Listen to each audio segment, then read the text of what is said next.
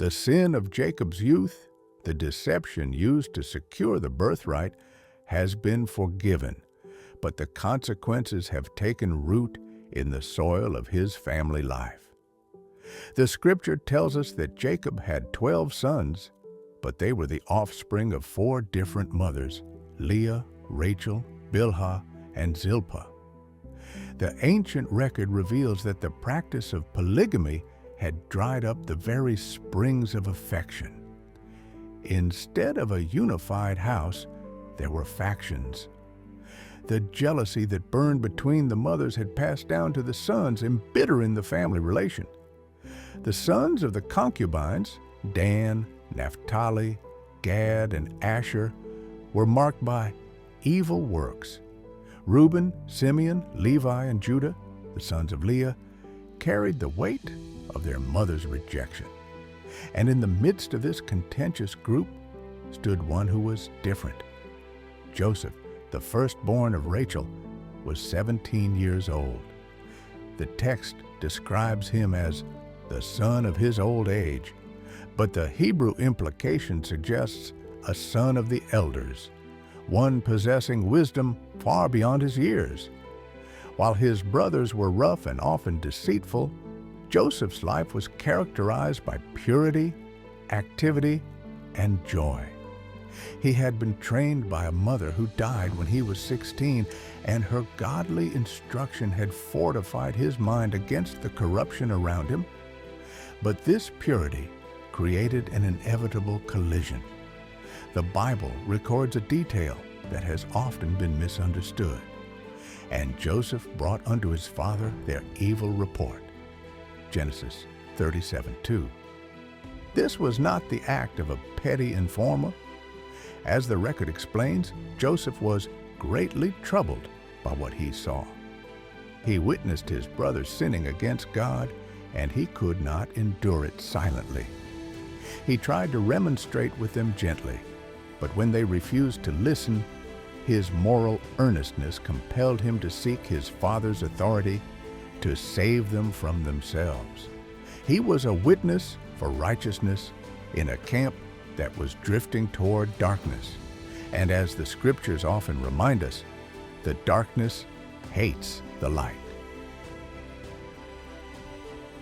The tension in the camp reached a breaking point over a single object. Genesis 37:3 reads, "Now Israel loved Joseph more than all his children, and he made him a coat of many colors." To the modern mind, this is simply a colorful gift, but to the ancient mind, it was a political thunderclap. The tombs of Beni Hassan in Egypt, dating to this exact period, depict Semitic ambassadors wearing coats of curious workmanship and bright colors.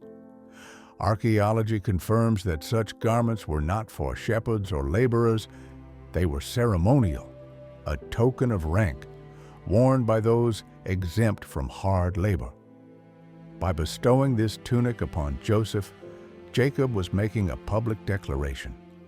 Reuben, the firstborn, had forfeited his position through incest. Now, the father was passing over the elder sons and designating the firstborn of Rachel as the spiritual and temporal successor. There is a deeper layer here. The source material suggests this coat was a representation of the priestly robe.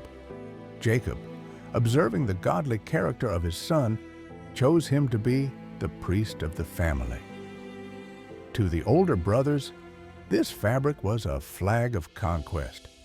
They saw their birthright being draped over the shoulders of the dreamer. Hatred was already simmering when the dreams began. These were not the product of a boy's ambition. They were prophecies.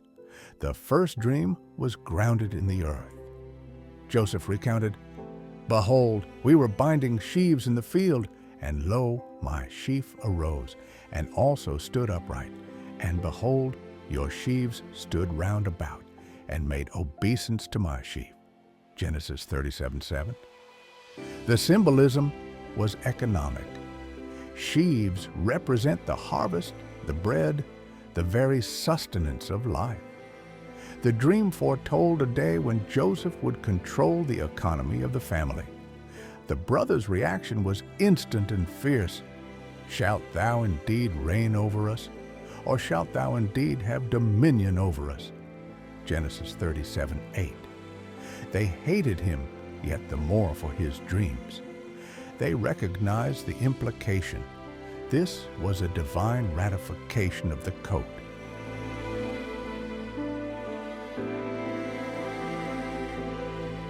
Soon, the revelation escalated. The second dream moved from the fields to the heavens. "Behold, the sun and the moon and the 11 stars made obeisance to me." Genesis 37:9. This was spiritual dominion. The sun represented the father, the moon, the mother, the stars, the brothers. Even Jacob was startled by the scope of this vision. He rebuked Joseph. "What is this dream that thou hast dreamed? Shall I and thy mother and thy brethren indeed come to bow down ourselves to thee to the earth?" Genesis 37:10. Yet the text notes a crucial distinction. "And his brethren envied him, but his father observed the saying." Genesis 37:11. Jacob, though outwardly stern, recognized the voice of God. He remembered his own visions at Bethel. He knew that the boy stood in the stream of prophecy. Why was the hatred so visceral? Was it merely jealousy over a garment? We must look at the spiritual ancestry of this emotion. The scriptures tell us that Cain slew Abel. Why? Because his own works were evil and his brother's righteous. The source material confirms that the same spirit that actuated Cain was now kindling in the hearts of these 10 men. Joseph's pure life was a standing rebuke to their sin. This dynamic projects forward to the Messiah. The parallels are precise. Joseph was the beloved of his father. Jesus was the beloved son. The brothers declared, "We will not have this man to reign over us." The Jewish leaders declared, "We have no king but Caesar." The brothers plotted to kill Joseph to stop the fulfillment of his dreams. The rulers plotted to kill Jesus to silence his miracles.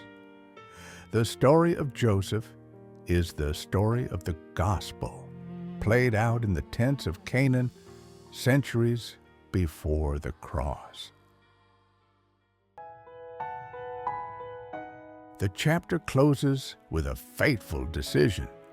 The flocks needed pasture, and the brothers had taken them north to Shechem, the very site of their former violence. Jacob, the anxious father, feared for their safety. He worried the Canaanites might seek revenge for the massacre.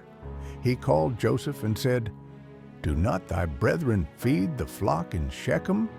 Come, and I will send thee unto them. Go, I pray thee, see whether it be well with thy brethren and well with the flock, and bring me word again."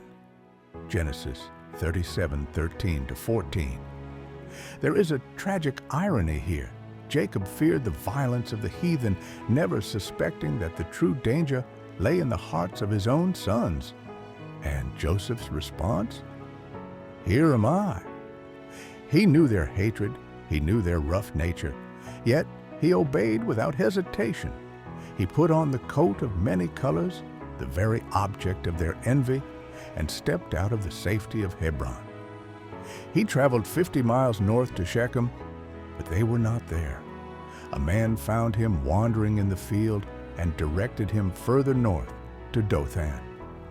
He pressed on, forgetting his weariness, driven by love for the Father who sent him and the brothers who hated him.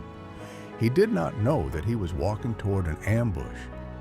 He did not know that the prince was about to become the slave. The sun sets on Hebron. The next time we see Joseph, he will be stripping off his royal robe and looking into the face of murder.